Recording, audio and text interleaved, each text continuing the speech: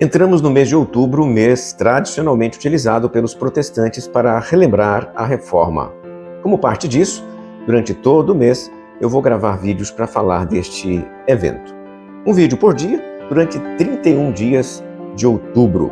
Neste primeiro vídeo eu vou tratar daquilo que poderia ser chamado de pré-reforma, ou seja, a crise da Igreja Romana no período anterior ao surgimento do protestantismo propriamente. Este é o canal Espiritualidade Apocalíptica. Convido você a se inscrever no meu canal se ainda não é inscrito e dar o seu like, pois isso ajuda muito para que eu possa continuar produzindo outros vídeos como este aqui.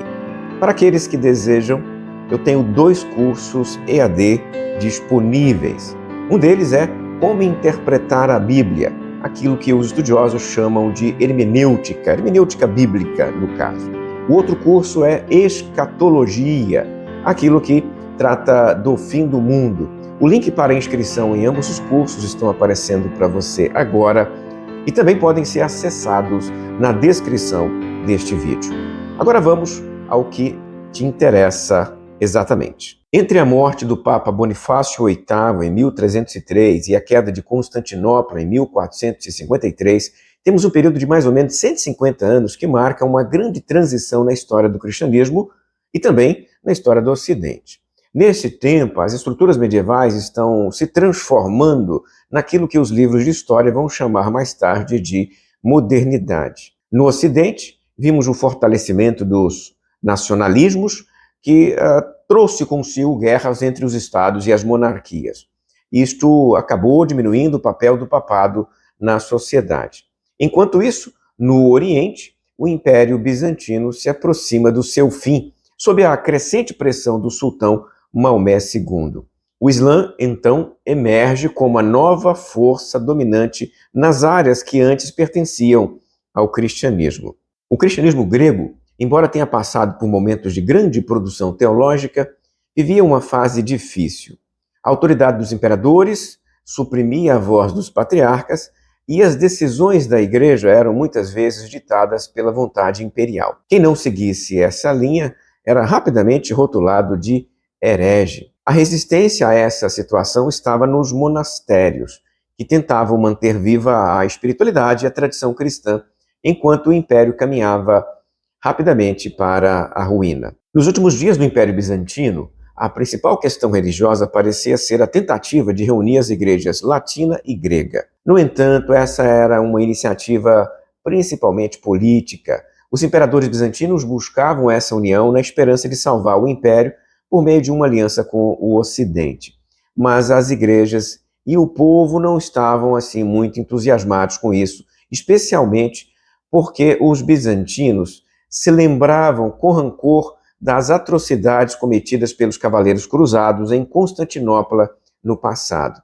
Para os cristãos gregos, os latinos eram vistos até mesmo como mais cruéis do que os muçulmanos que estavam para chegar. A oposição a essa união era liderada pelos monges, especialmente os monges do monastério do Monte Athos. Em 1433, no concílio em Basileia, os representantes bizantinos e da Igreja Ocidental chegaram a um acordo sobre temas como a cláusula filioque, uma das razões que provocou a separação. O tipo de pão também usado na ceia e a própria supremacia papal foram temas ali trabalhados, em troca de ajuda militar contra os muçulmanos. Mas era tarde demais. Mesmo com o anúncio da união na Igreja de Santa Sofia, a maioria não aceitou a decisão. E, por fim, essa ajuda nem foi suficiente para impedir a queda de Constantinopla em 29 de maio de 1453, quando os turcos conquistaram a cidade de vez. O último imperador bizantino, Constantino XI, morreu na porta da cidade, enquanto o patriarca conduzia um culto, uma missa na Igreja de Santa Sofia. No Ocidente, a igreja também enfrentava grandes dificuldades. O crescente nacionalismo alimentava os conflitos entre as nações, como já mencionei, especialmente França e Inglaterra.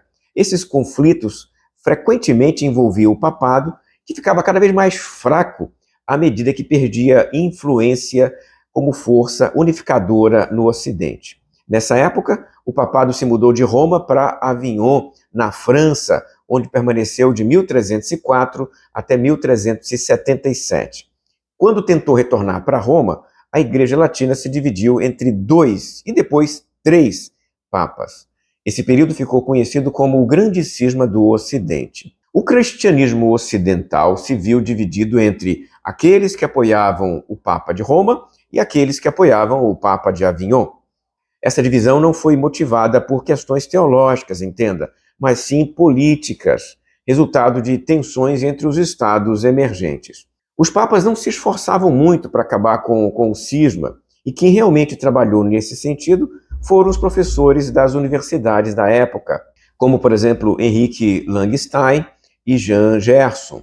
Eles defendiam uma teoria chamada teoria conciliar, que propunha que a igreja deveria ser regulada por concílios, em vez de depender exclusivamente do Papa.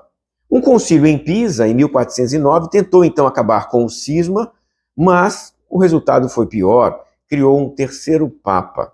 O Ocidente viveu por 5 anos, então, a curiosa situação de ter 3 papas ao mesmo tempo. Imagine a situação da cristandade, um cristão comum naquele momento, num período de mútuas excomunhões e recíprocos anátemas. Devia ser muito difícil. Finalmente, em 1414, com o apoio do imperador Segismundo, um concílio foi convocado para Constância, que pôs fim ao cisma ao eleger Martílio V como o único papa. O impacto desses eventos, combinado com a mudança para Avignon e o Grande Cisma, foi devastador para a Igreja Romana. A espiritualidade e a moral do clero ocidental entraram em declínio. Para piorar, a peste negra, que começou em 1348 e matou 1/3 da população europeia, reforçou a ideia de que o Ocidente estava sendo castigado por Deus. Enquanto isso, a teologia se tornava cada vez mais árida e distante das pessoas. Os estados nacionais ganhavam corpo e poder e a igreja ficava cada vez menor. Nessa transição da Idade Média para o período moderno, 2 figuras religiosas ainda podem ser apontadas como elementos de contestação da Igreja de Roma: João Wycliffe, na Inglaterra, e João Hus, ali na Boêmia. Ambos são chamados de pré-reformadores, pois levantaram questões que posteriormente seriam retomadas por Martinho Lutero e dariam início à reforma propriamente dita. João Wycliffe, por sinal, será o tema do nosso próximo vídeo. Ele atacará a Igreja Papal abertamente, e nem por isso foi morto por suas palavras. Já era sinal de que os tempos estavam mudando e a Igreja Romana não tinha, em algumas situações, mais condições de enfrentar a crescente oposição. Se você gostou desse vídeo, inscreva-se no canal, dê o seu joinha, compartilhe com seus amigos. Até a próxima, se Deus quiser.